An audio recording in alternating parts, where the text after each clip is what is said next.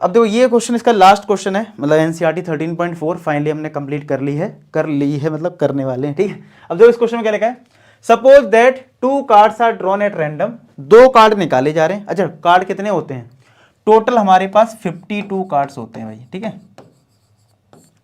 Okay जी, from the deck of cards 52 card से निकाले जाए 2 कार्ड। अब एक्स जो है रैंडम वेरिएबल वो क्या है, नंबर ऑफ एसेस ऑब्टेन, और हमें ई एक्स बताना है, ई एक्स मतलब मीन बताना है। तो मीन से पहले तो रैंडम वेरिएबल, जब 2 कार्ड आप निकाल रहे हो 2 कार्ड, तो एस जो है आपको बताना है नंबर ऑफ एस। तो जब आपने 2 कार्ड निकाले होंगे तो हो सकता है एक भी एस ना आए, यानी x इक्वल टू 0, यानी इसका मतलब होगा कोई एस नहीं है, ठीक है। अच्छा कितने एस होते हैं ये तो पता है तुम्हें, कार्ड्स में 4 एस होंगे और रिमेनिंग कार्ड्स हो जाएंगे 48 कार्ड्स रिमेनिंग होंगे। 52 कार्ड्स में 4 कार्ड हमारे एस के होते हैं, जैसे होता है ना किंग, एस, क्वीन और जैक, तो एस हमारे पास 4 होते हैं, ये पता होना चाहिए कार्ड्स के बारे में आपको, ठीक है। तो x इक्वल टू 0 का मतलब है कोई एस हमारे पास नहीं है, 2 कार्ड जो तुमने निकाले हैं। x इक्वल टू 1 का मतलब होगा कि भैया एक एस होगा, ठीक है। और अगर x इक्वल टू 2 है तो 2 एस होंगे, दोनों में एस आएगा, और 2 से ज्यादा है नहीं क्योंकि 2 ही कार्ड निकाल रहे हो। तो अब हम इसकी प्रोबेबिलिटी निकालेंगे, यानी पी एक्स इक्वल टू 0 निकालेंगे, फिर P X equal to 1 find out करेंगे, फिर P X equal to 2 find out करेंगे। अब x इक्वल टू 0 का क्या मतलब है कि आपका कोई एस नहीं है, मतलब आपने एक भी कार्ड एस नहीं निकाला है। तो अब कैसे करें, अब ये इंटरेस्टिंग है, तो यहाँ पे थोड़ा कॉम्बिनेशन आना चाहिए। तो प्रोबेबिलिटी कैसे निकलती है, नीचे होता है टोटल, टोटल क्या है 52 कार्ड्स में से आपको कितने कार्ड निकालने हैं, 2, तो 52 में से 2 कार्ड तो निकालने हैं। ऊपर होगा फेवरेबल, अब फेवरेबल क्या है यहाँ पे कि हमें एक भी एस नहीं चाहिए, यानी कि इन 4 कार्ड्स में से मुझे कुछ भी नहीं चाहिए, 4 से 0 और मल्टीप्लाई कर दूंगा, यानी इनमें से 2 कार्ड चाहिए होंगे 48C2, ये फेवरेबल हो गया। आई बात समझ में, कैसे देखते, देखो जब भी ये थोड़ा कॉम्बिनेशन पे बेस्ड है, तो कॉम्बिनेशन हम कैसे करते हैं, मैं तुमसे कहूं मुझे इसमें से एक भी एस नहीं चाहिए, तो मैं सीधा बोल सकता हूं एस वाले कार्ड हटा दो। अच्छा ऐसे समझो, तुम्हें गर्ल्स और बॉयज से जल्दी समझ में आएगा। जैसे फॉर एग्जाम्पल मैं कहूं एक क्लास में 5 गर्ल्स हैं 6 बॉयज हैं, मुझे 3 बॉयज सिलेक्ट करने हैं, तो मैं कहूंगा 6 बॉयज अवेलेबल है, 3 सिलेक्ट करना है, 6C3।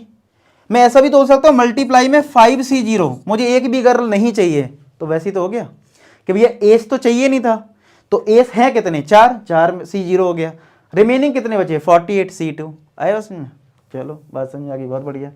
अब इस वाले केस में क्या है x इक्वल टू 1, यानी एक एस चाहिए, हालांकि 2 कार्ड सिलेक्ट कर रहे हो जिसमें आपको एक एस चाहिए ना, तो नीचे तो 52C2 आएगा, 2 कार्ड सिलेक्ट करने।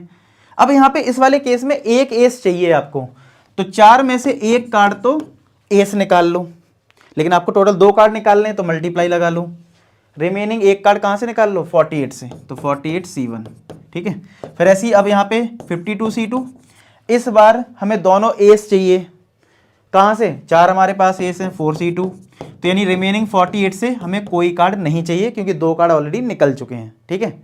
अब ये कैलकुलेशन आपको इसके लिए एनसीआर का फॉर्मूला पता होना चाहिए, जो कि होता है n factorial upon n minus R factorial into R factorial. समझ रहे हो एनसीआर का फॉर्मूला क्या होता है, एनसीआर का फॉर्मूला होता है n factorial upon n minus R factorial into R factorial. तो ये फॉर्मूला आपको पता होना चाहिए, उसके बाद जब आप कैलकुलेशन कर लेंगे वो रिजल्ट में आपको बता देता हूँ, क्योंकि काफ़ी थोड़ी बड़ी कैलकुलेशन है इसमें और टाइम लगेगा। तो मैं कहूँगा इतना 12th क्लास में आपने 11th में भी सीखा होगा, 12th में, तो वो आप करो और मुझे बताओ कमेंट सेक्शन में कि आप कर पा रहे हो नहीं, ठीक है। तो ये आएगा आपका 1128 अपॉन, ठीक है 1326, ये आएगा आपका 1921326, ये आएगा 6 अपॉन 1326। क्लियर, ये फाइनली हमारा आ गया।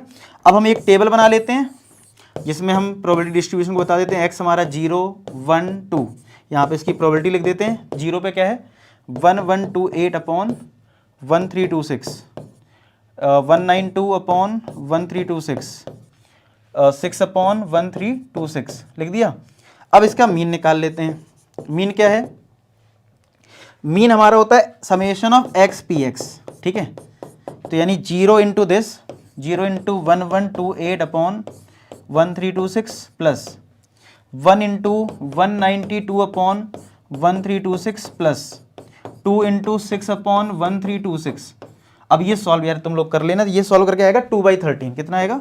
2/13। ये तुम्हें थोड़ी सी मेहनत करनी है और मेरे अच्छे स्टूडेंट पक्का कर लेंगे, तो उम्मीद करूंगा आप पक्का कर लेंगे। ठीक है, तो 2/13 इसका आंसर आ गया, यानी डी पार्ट आ गया। आया समझ में? तो उम्मीद करता हूँ ये क्वेश्चन आपको अच्छे समझ में आ गया हो। ठीक है, और ये भी उम्मीद करता हूँ कि ये वीडियो आपको बहुत अच्छा लगा हो, सारी चीज़ आपको समझ में आई हो। ठीक है, बाकी मिलते हैं नेक्स्ट वीडियो, तब तक अपना ख्याल रखें, पढ़ाई करते रहें। लास्ट में एक ही बात बोलूँगा कि आप सभी सफल हो। धन्यवाद।